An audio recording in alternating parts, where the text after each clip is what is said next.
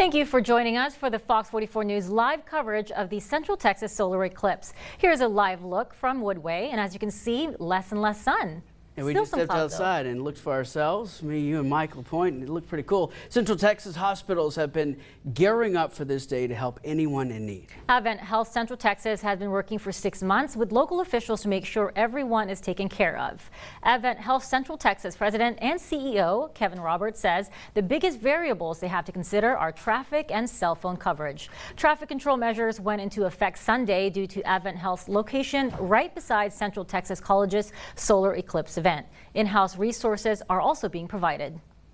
Our staff can actually spend the night at the hospital Sunday night so they don't have to drive through the traffic to get here. That's very important, those sorts of preparations. We're going to have extra food for our staff. Baylor Scott and White Hillcrest released a statement saying they've been working with local officials and emergency management to be ready for increased traffic and visitors as well. Where the impact is projected to be the most significant, their teams have modified schedules to serve those who may need emergency care.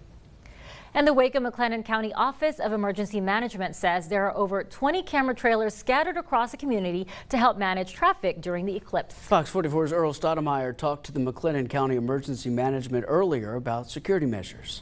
We want to make sure that we're doing everything we can to make sure that the impacts upon the people who live in this community and the people who are coming to visit from outside this community for the eclipse are as minimal as possible. Ryan Durker with the Waco-McLennan County Office of Emergency Management says each camera was placed in high traffic areas. What those cameras are doing is that they're sending feeds back to the Emergency Operations Center so we can help try to manage traffic impacts, and if anything were to negatively affect the community, mount a more effective response. Traffic diversions will be shared on message boards throughout the community. The cameras will also help first responders. Knowing what roads are backing up and what aren't will help us to let first responders know what's the quickest way to get places. It all speaks to one kind of holistic approach to situational awareness. The city has set aside funds for this expense.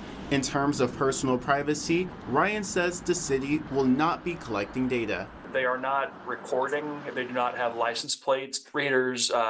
None of these sorts of technologies are involved. It's simply a live feed back into one particular room where public safety professionals will be able to use the information to mount a more effective response to the eclipse. Durker says these cameras are going to be taken down once the eclipse is over. In Waco, Earl Stoudemire, Fox 44 News.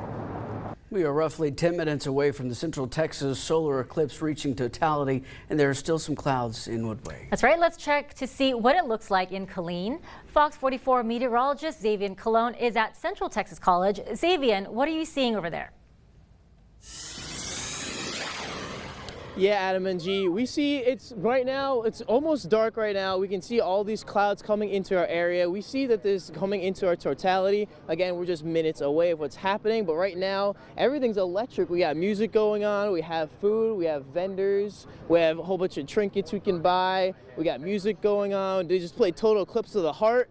It's great atmosphere right now. We have pockets of clouds that are coming throughout our area, but right now it's pretty dark because it's getting pretty close to the time of totality. We do also have food coming into our area. We have Hawaiian food. We have all this barbecue. We have also, just pork and barbecue. We also have Stephanie coming into our area. She has a Central Texas, she goes to college here, yes. Central Texas College, and she has been to the one in Chile, correct? Yes, I went to an eclipse in Chile, and then also I used to live in Oregon, and so I watched that one as well. Awesome. So how does this compare to the other ones that you saw before? I think this event is a little bit bigger. I think it's a lot more fun, a lot more community is present.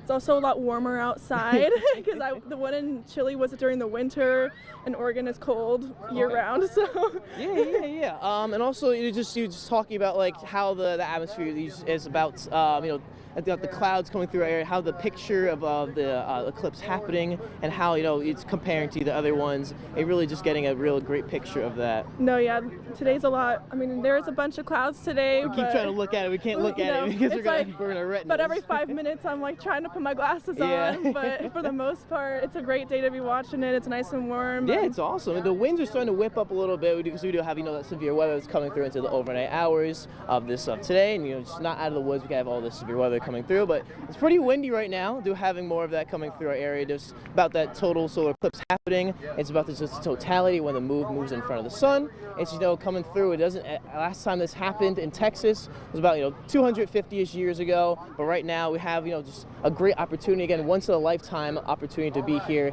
and really just have a great time. And just atmosphere is great. Have great music going on. We had the city of police come through. The chief of police was going through our area. It was a great time, and just have a really fun time. Everybody's out here with their friends and their family. I think it's a great time. People are dancing. I was doing the Macarena today. It was great. We're Dougieing. It was fun. Having a great time out here. Yeah. And just hopefully, I don't think I'll be alive for the next one, but maybe start to chase the total solar eclipse and have other experiences like that. And it's just a great day. We just have great times for that. Have more details on that. We're getting close to the time of totality. We'll have more details at MG. Back to you. Thanks, Xavier. Well, the path of the total solar eclipse does not stop at the border of Texas. No, communities along the path are gearing up for the big show, and here's a preview of those plans from our sister stations in Cleveland and Vermont.